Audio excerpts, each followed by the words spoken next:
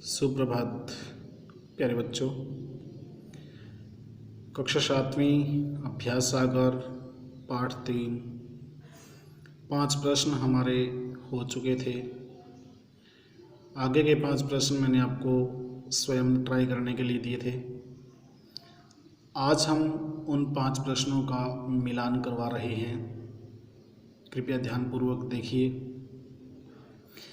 नीचे दिए गए वाक्यों में भाववाचक संज्ञा शब्दों पर घेरा लगाइए।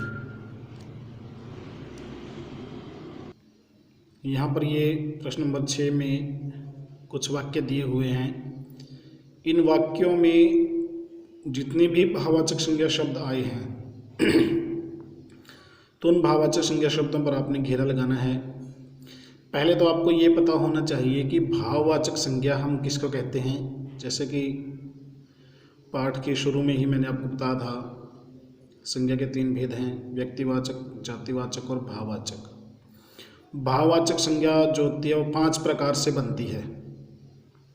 5 प्रकार कौन कौन से हैं? जातिवाचक संज्ञा से, सर्वनाम से, विशेषण से, क्रिया से और अव्यय से। तो 5 प्रकार से जो है भाववाचक संज्ञा बनाई जाती है। जैसे हमारे व्यवहार में विनम्रता होनी चाहिए। इस पूरे सेंटेंस में, पूरे वाक्य में भाववाचक संज्ञा शब्द है विनम्रता। तो आपने विनम्रता शब्द पर घेरा लगाना है। विनम्र शब्द में ता प्रत्यय लगाने से यहाँ पर भाववाचक संज्ञा बनी है विनम्रता। महात्मा बुद्ध ने शांति, दया और प्रेम का संदेश दिया। तो इस वाक्य में महात्मा बुद्ध जो है वो व्यक्तिवाचक संज्ञा है। शांति, दया और प्रेम ये तीनों ही शब्द जो हैं आपके भाववाचक संज्ञा में आते हैं। पहाड़ की चढ़ाई बहुत कठिन है, अव्यय शब्द है ये। तो कठिन शब्द जो है यहाँ पर, और चढ़ाई शब्द है चढ़ना से। चढ़ाई भी आपकी भाववाचक संज्ञा बनती है। चढ़ाई शब्द भाववाचक है।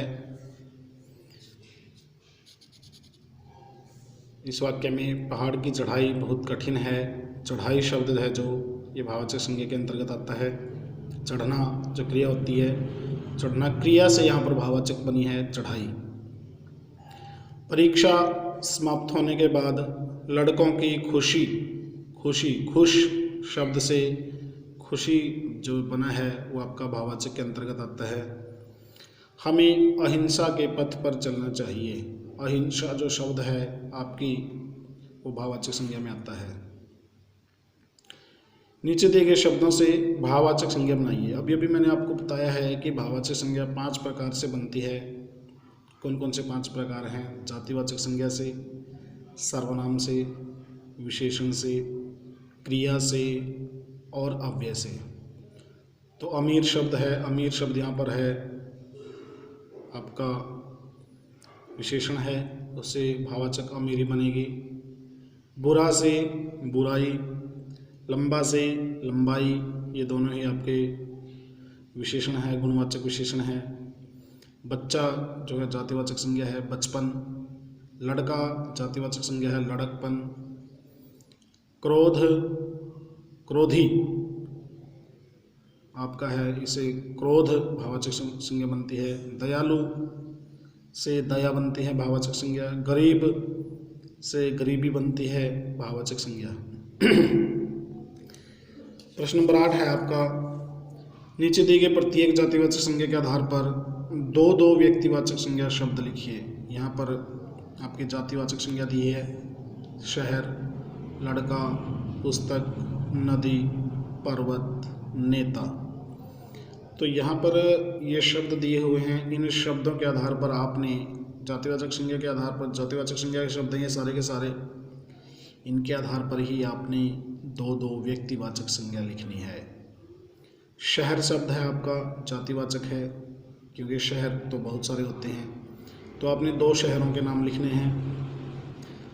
कोई भी आप अपनी मर्जी से लिख सकते हैं 2 शहरों के नाम। लड़का जातिवाचक है, 2 लड़कों के नाम आपने लिखने हैं। पुस्तक जातिवाचक है, 2 पुस्तकों के नाम लिखने हैं आपने। नदी जातिवाचक है, 2 नदियों के नाम लिखने हैं। पर्वत जातिवाचक है, 2 पर्वतों के नाम लिखने हैं, वो व्यक्तिवाचक बन जाएंगे। नेता जो है आपका जातिवाचक है, 2 नेताओं के नाम आपने लिखने हैं तो वो क्या बन जाएंगे, आपके व्यक्तिवाचक बन जाएंगे। यहाँ पर उदाहरण के लिए मैंने नाम लिखे हुए हैं, आप अपनी मर्जी से कोई भी और लिख सकते हो। इसी प्रकार से यहाँ आपने जातिवाचक संज्ञा से व्यक्तिवाचक संज्ञा बनाई है। प्रश्न नंबर 9 में व्यक्तिवाचक संज्ञा के आधार पर आपने जातिवाचक संज्ञा बनानी है। जैसे शीला, राधिका, तो जातिवाचक क्या बनेगी, ये दोनों लड़की हैं तो लड़की जातिवाचक बन जाएगी। हिंदी, तमिल, ये दोनों भाषाएं हैं तो जातिवाचक इसकी भाषा बन जाएगी। भारत, चीन, ये दोनों देश हैं तो जातिवाचक इसकी क्या बनेगी, देश। पंजाब, केरल, ये दोनों ही राज्य हैं, राज्यों के नाम हैं तो इसलिए राज्य बन जाएगी इसकी जातिवाचक। बबूल, पीपल, ये वृक्षों के नाम हैं तो पेड़ बन जाएगा जातिवाचक। रामायण, कुरान, ये दोनों पुस्तकों के नाम हैं तो पुस्तक इसका बन जाएगा जातिवाचक। आगे प्रश्न नंबर 10 है आपका, नीचे दिए गए संज्ञा शब्दों का वाक्य में प्रयोग कीजिए। संज्ञा शब्द दिए हुए हैं यहाँ पर, वीरता, सुनील, बच्चे, कलम, भीड़। तो इन संज्ञा शब्दों का आपने वाक्य में प्रयोग करना है। वाक्य आप अपनी मर्जी से बना सकते हैं। वीरता का भी वाक्य, जैसे सैनिक की वीरता से हम सुरक्षित हैं। सुनील, हमारे हिंदी विषय के अध्यापक का नाम श्रीमान सुनील जी है, सुनील दत्त जी है। बच्चे, हम नन्हे नन्हे बच्चे हैं। कलम, बहुत अच्छी है। भीड़, यहाँ पर बहुत भीड़ है, लगी हुई है। तो इस प्रकार से आपके पाठ 3 के 10 प्रश्न संपूर्ण हो चुके हैं। 10 से आगे वाले प्रश्न आप एक बार स्वयं ट्राई करोगे, कल आपका मिलान करवा दिया जाएगा। धन्यवाद।